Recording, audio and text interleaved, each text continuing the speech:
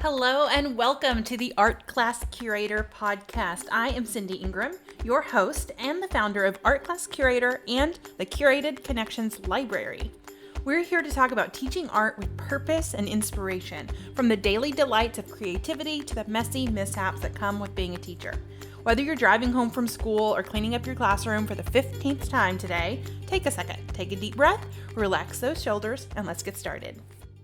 Hello, everybody, and welcome to the Art Class Curator podcast. And today we are going to talk about ethnocentrism and the study of non-Western art. So, non-Western art is kind of a tricky thing, which is why do we call it non-Western art to begin with? The fact that we even call it non-Western art points to how ingrained Western bias is in art education, when an entire planet's worth of cultures and artistic traditions are defined by what they aren't instead of by what they are. So, we're going to talk about how to have this conversation with students, how to address how this sort of us versus them thing happens when we look at art from other cultures, and how to combat that through a lesson and some discussion points. So I really think the only way to change that paradigm is to do the hard thing, the right thing, which is to introduce our students to artworks by artists from across the world, even if we have never learned about them, and have classroom discussions about how art historians have traditionally labeled and discriminated against art from other cultures. So when I teach non-Western art, I always start the unit with a lesson on cultural sensitivity and ethnocentrism. Students might call something weird or laugh at a work by someone from another culture.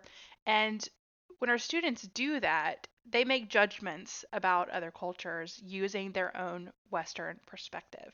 And that deepens the divide between cultures and people. So it's really important that we have these conversations, that we address this, because we don't want to just live in this bubble of, this white Western world. And we need to explore beyond that. And so using art, we can be thoughtful and inclusive, and our students can learn to recognize and combat that bias in themselves and in others.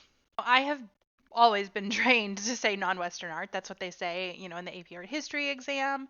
When I was in college studying art history with my art history degree, we had to take cultures, or had to take classes from about non-Western cultures. So it's just this sort of thing that is always said. And I'm realizing that I don't want to call it that. So I've been calling it art from other cultures, or even art from non-Western cultures, or cultural art, or, just saying Chinese art or art from Mexico. So you will find when I'm talking that I will say non-Western art because of habit. So if I do say that, no, it is with an asterisk, that it is something that I am working to get rid of out of my language. So if I happen to say non-Western art as I'm talking, that is, that's why. But when it comes to looking at a particular work of art, we can look at it from a lot of different lenses and viewpoints. So we can look at it purely as what it looks like and what's in it, and then we can interpret it without knowing contextual information. And we can also interpret it from a wide variety of different types of viewpoints. So I want you to think about the famous artwork from Alfred Eisenstadt, which is VJ Day in Times Square. This is the famous kiss from the soldiers came home after World War II, and they were sort of flooding the streets. Everyone was celebrating, and this sailor walked around kissing all of the women. Never seen this artwork before. I will put a picture of it in the show notes of this blog post. Of this, no, not this blog post, this podcast episode, artclasscurator.com/35. So what I want you to think about is, like, from which perspectives might you view this artwork? How might your perspective change depending on the view of the viewer? Does that make sense? So it can be the perspective of the man. So the man who has come up to kiss this woman is going to be a completely different perspective from the woman who is being kissed in this artwork. Another viewpoint would be the casual observer. These guys and gals walking down the street, what their view of the situation might be. Another viewpoint, of course, is the artist or the photographer. What are they going through? What are they thinking about when they are creating this work of art? What is the meaning or emotion or message that they are bringing to the work of art? And the story of this artwork is kind of interesting. That was the day that all the soldiers were coming back home from the war. And he saw this man just going from woman to woman, kissing every single woman that he came across. It was, no matter the age or anything. And so he started following this photographer around, and then he saw the man grab this woman who was dressed in all white. And that's what made it such an iconic picture. The photographer says that, had the man been wearing white, that the picture wouldn't have had the same magic. So it just happened to be like the right place, the right time, the right colors, the right composition, and created this sort of iconic image that most of us here in the United States we know. Because back then the view was celebratory. The war's over. These men are home. And even in like this photograph started to be viewed as like romantic. It became one of these things that's like hung on people's walls because they loved the romance of it, until you start really looking at it and seeing what's happened. So let's think about this artwork from the perspective of the woman. Our view of this artwork today, in the year 2019, is problematic in light of the Me Too movement. So if you have an opportunity, if you're not listening to this in the car, hop on over to artclasscurator.com/35 to take a closer look at this picture and really analyze the artwork and especially the position of the woman. The woman is in a really awkward position. Her whole body is sort of twisted and tense. Her legs are off balance. Her knees are sort of turned inward. One foot is out. Her arm is sort of hanging and in a fist and tensed up. Her other hand is sort of trapped between herself and the sailor. And then she's sort of thrown back in this completely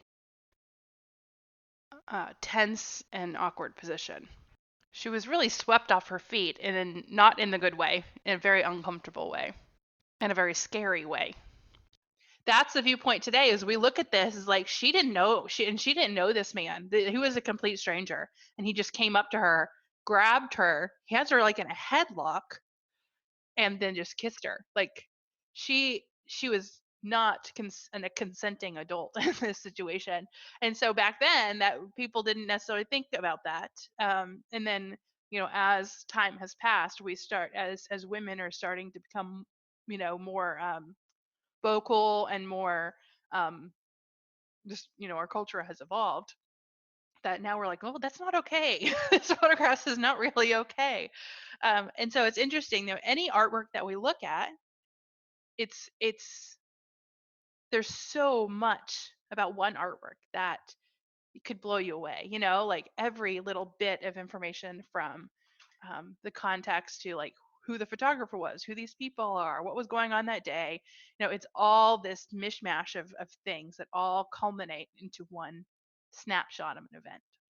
To give you a little bit more context for this artwork, Here's a quote from Greta Zimmer Friedman, who was identified as the woman in the artwork. She was only very recently identified. Like they thought it was someone else for quite a long time. But she says, it wasn't my choice to be kissed. The guy just came over and grabbed me. He was very strong. I wasn't kissing him. He was kissing me. I did not see him approaching. Before I knew it, I was in this tight grip.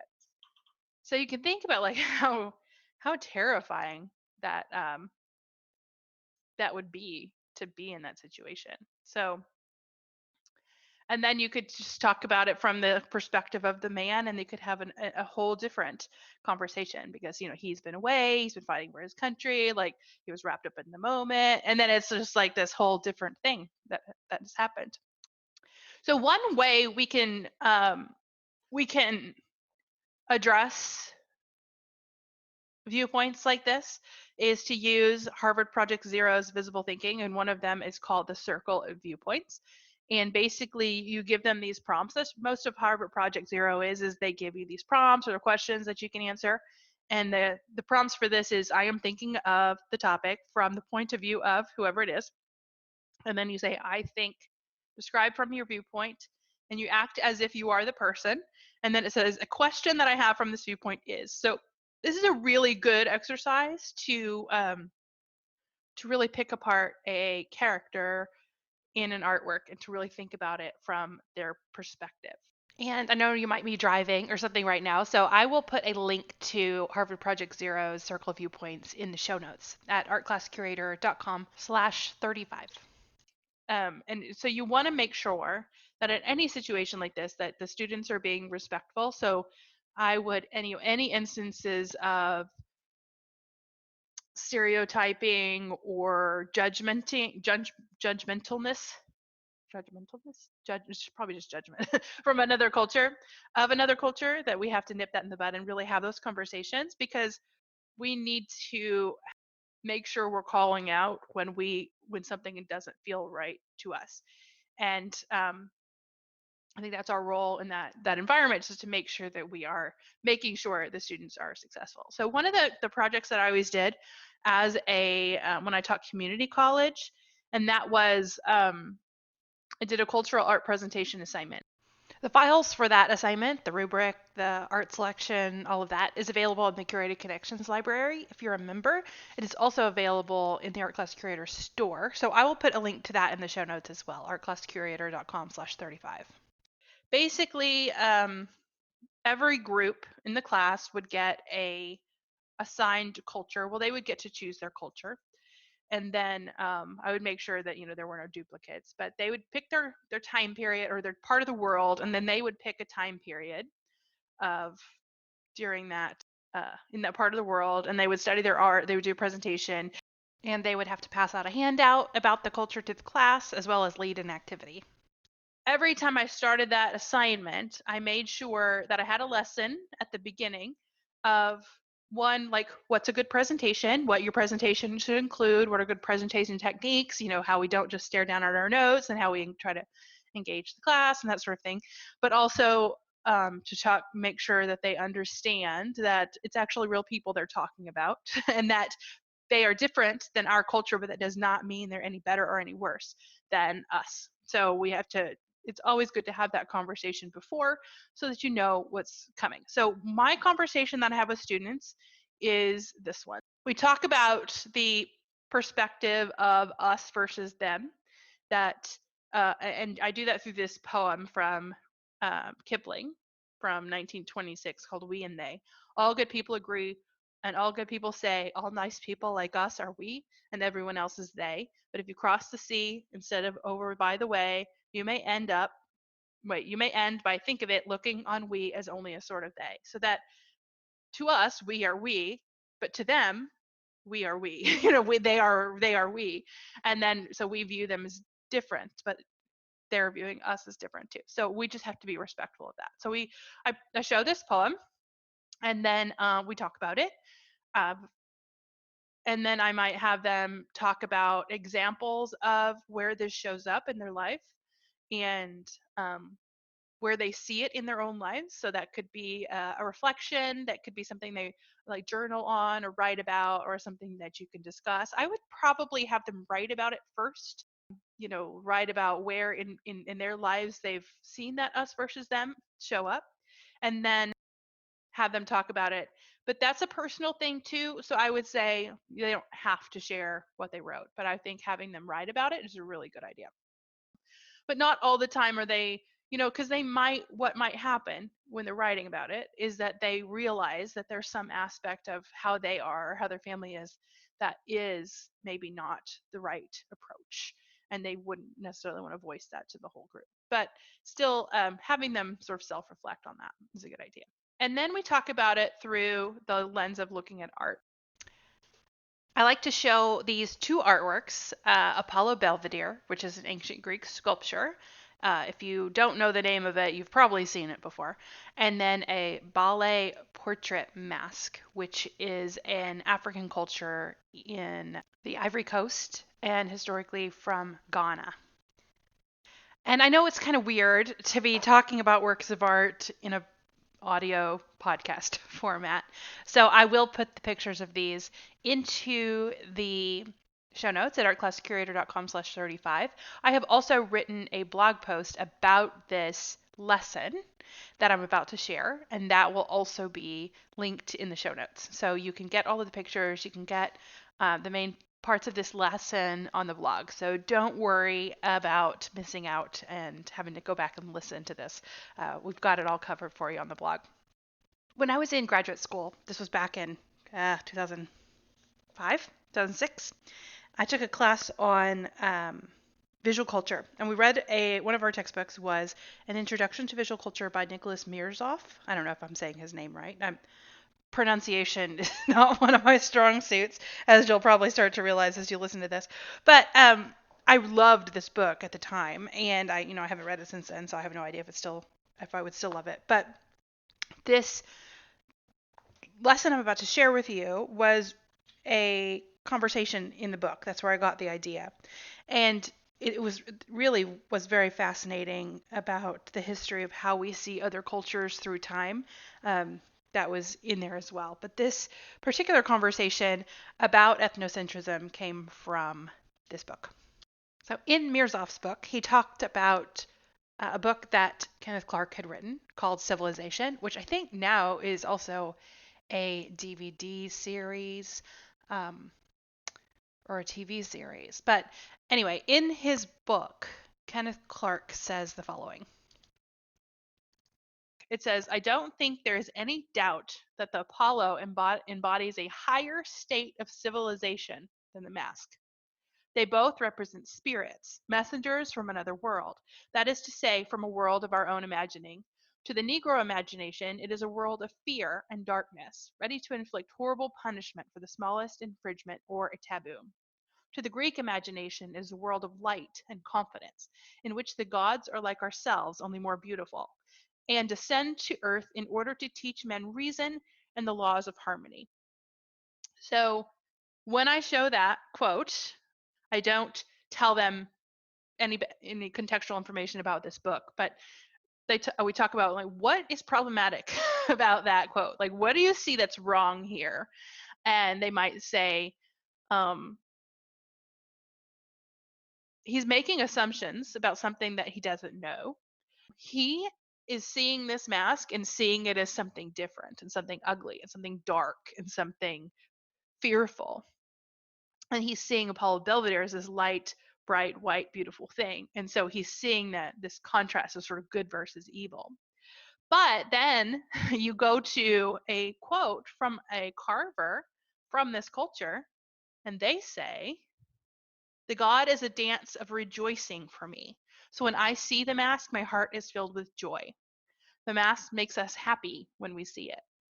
So he saw this mask and immediately thought different, other, ugly, fearful, dark.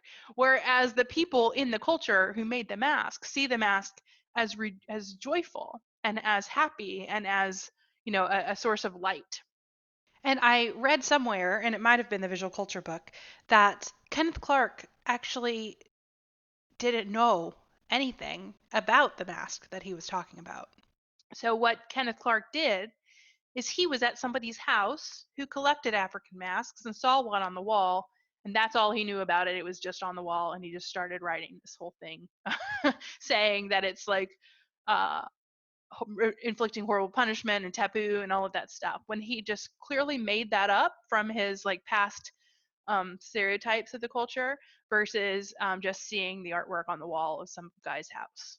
So I like that comparison. It's like something that you find to be joyful versus, someone seeing it from afar. And that happens in our culture all the time too. Like that would be a really good connection point for students as well, to talk about like, well, what is it, what is happening in your life that other people from the outside are looking at and judging when they don't understand what it is. So that's another kind of personal connection moment that you can make. And so all of this said with the intention of helping them understand that when we cannot make assumptions. We can do our very best to know what, get the information that we want, but that in the end a lot of it is assumption, and that we need to really think before we make any sort of assumption about another person, because we don't know them and their situation. So, but that should not keep us from studying their art, and it should not keep us from exploring these ideas. We just need to do it in sort of a way that is respectful. Now, another place where this gets a little tricky is that when I talk about, how to interpret art, how to discuss art with students, I often say, you don't need any outside information, that all the information is there in the artwork for you to get. And then you could personally connect to it. You could make your own interpretations. Once an artwork leaves an artist's hands, it becomes yours and not theirs. It becomes everybody's. So I realize that this is contradictory. But I think the main distinction here is it is not. When we're interpreting a work of art, we're interpreting it for ourselves. We're making meaning for ourselves. So we can say, oh, to me, the mask maybe does look kind of dark. But we can't say, oh, that means the people who made this must be dark. The people who made this must be evil or something like that. We can't say that. But we can say how it makes us feel, and that is valid. But we can't make judgments upon the people who made it without that information. So when I look at a Picasso painting or any painting and I see something personally significant to me, I can't assume that Picasso was also feeling that and thinking the exact same thing that I was feeling. So that's where the line is between interpretation and research and talking about people, art versus talking about the people who made the art. It's different. And then I have a couple other examples of this, and one of them was Mark Twain. So Mark Twain, he was a big traveler. He traveled the world, and he wrote books about travel. And I have a quote here from Holland Cotter from the New York Times in 1994. And he says, when Mark Twain visited India at the end of the 19th century, he was appalled by much of what he saw. The holy city of Benares, he noted, was filled with multi-armed Hindu idols, crude, misshapen, and ugly, he wrote. They flocked through one's dreams at night, a wild mob of nightmares. That was his experience of seeing these images, and these images were different to him. Maybe they were scary to him. They were so different, in fact, that, he just was a little shocked by them. But then you think about it from the perspective of the people who made these artworks, and that's not what they are at all. If you think about Shiva Nataraja, that famous Hindu sculpture, there's many, many versions of that throughout the world. Shiva was the god of the god of creation of the world and destruction of the world too, but it was a cycle of creation and life and dance, and that it was not this sort of dark thing. And also, to think about comparing like Indian art to art of ancient Greece, both cultures viewed the way they depicted bodies as the ideal body. So ancient Greek, it was like chiseled, beautiful, young, perfect men, whereas in ancient, or not ancient, but in Hindu art, it was more like curvy and more sort of flowing and fluid bodies. But to them, that was also their ideal. So ideal could mean a lot of different things depending on who is talking. So we have Mark Twain saying crude, misshapen, and ugly. And here's another quote from the New York Times article from 1994 that says, the dancing Shiva is, by contrast, a dynamic, joyous, cyclical image. A poised, uplifted foot and hands form a circle echoing the nimbus of frames surrounding the figure. The image represents a culture which has no concept of tragedy in the familiar Greek sense. Rather, it views both humans and gods as participants in a cosmic game that periodically grinds to a catastrophic halt, only to begin again. So it's not these sort of nightmarish, punishing creatures that Mark Twain was seeing. It's something totally different. So while we want to make sure that we educate our students that, the different religions and different ways of life, that doesn't mean like we are more evolved, or anything like that. And there's also this view of telling them the idea of xenophobia and ethnocentricity. So ethnocentricity is, you are judging another group of people by your own culture's norms. So we look at a culture, I mean, this is an extreme example, but we look at a culture that has like cannibalism. And in our culture, that's not a good thing, eating other people, like in general, not recommended here. But in another culture, like it might mean something totally different, and it might mean it's a religious purpose and different things. So it's like, whereas you can't necessarily judge it because that is the way their culture is. So it's really sort of tricky. And then, but then there's a whole layer of human rights violations, and where does that fit in, and politics. So it's a very sticky subject. So we can't say we know all the answers, but it's just an attempt at trying to really understand other perspectives. And I always talk about, one of the best things about looking at art and studying art is that there is no right or wrong answer. We have to learn to exist in that uncertainty. And it's super hard because for everything I say, something in the back of my head is saying, well, what about this perspective? Well, what about this perspective? And there is no one right perspective. And so it's really challenging. But I think that's what makes it so fun and interesting and meaty and so great to sink your teeth into, even if it means that you're risking doing something wrong or saying something wrong. Like, this is cool stuff that we get to really pick apart and unpack and talk about. So that is what I want to impose on you to really think about as you're studying other cultures, that we need to think about this and how to educate our students on this. That while it's not necessarily art that we're teaching in this way, but like art makes better people, and people change the world. So if we have these conversations with our students, we are making better people, and they are going to impact the world in powerful, powerful ways. The more I work on this, the more I realize like I really have to lean into this sort of conversation, because if we just tiptoe around each other all the time, that's not going to benefit anybody. So we have to be the ones to be brave. And I think, my word of the year next year, I've already gotten it. It's one of my words of the year, but one of my words of the year next year is brave, because I really want to make sure that I'm not